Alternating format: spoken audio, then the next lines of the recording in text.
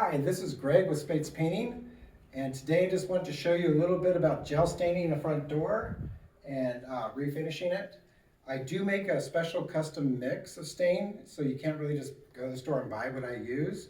I use a mixture of gel stain, paint thinner, and a little bit of polyurethane, and I mix it in. This gives me the ability to flow the stain on the door and not have it penetrate too fast. That way I have full control over what I do and the color on the door.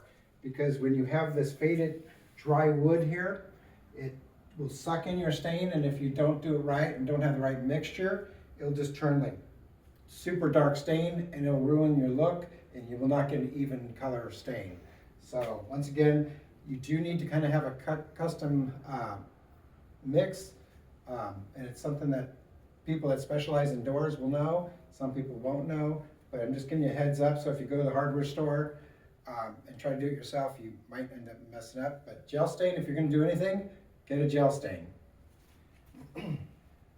So this is a oak door, and I found a golden oak stain, so I'm working off of that today. So I have my concoction, and then I put just a little bit on the chip brush. I don't have a fancy brush. These are the chip brushes. They're pretty expensive. They work really good for stain work because there's grain in here and they're a little firmer, so you can push it into the grain. And I start off by blotching it on. You don't just start brushing it, because once again, you want to have control over the color. So this gives you control over spreading the color.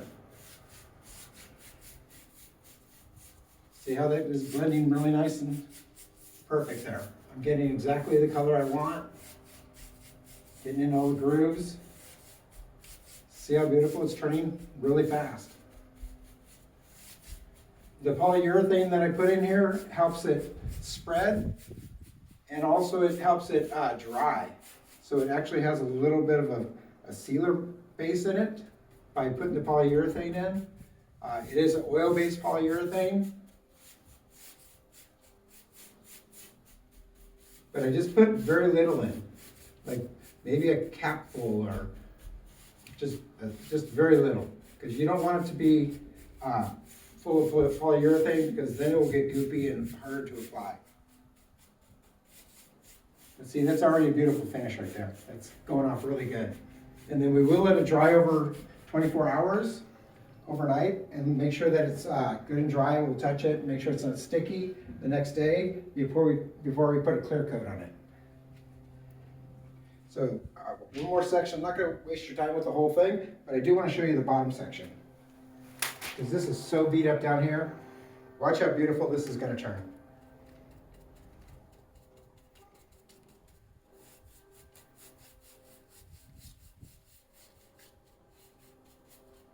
And there's a line here, so I always want to stay within the pattern of the grain.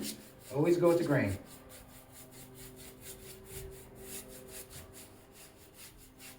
Put it on nice and light.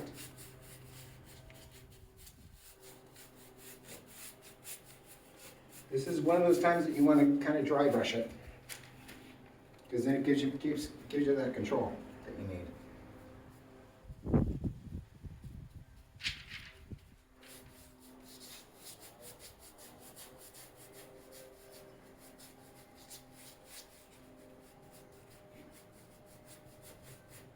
Sometimes on the bottom, when they're really beat up like this and dried out, you'll want to do 2 coats, because sometimes you'll have highs and lows, and then you'll let it dry a little bit, and then you can come back and just feather in the color so it gets nice and even.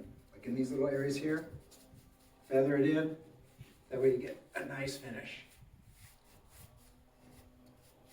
That's beautiful. This is Greg with Spates Painting. If you're looking for custom cabinet finishing, painting, staining, we specialize in all of it, and look forward to doing business with you. Just give us a call, look us up on our website. Thanks a lot.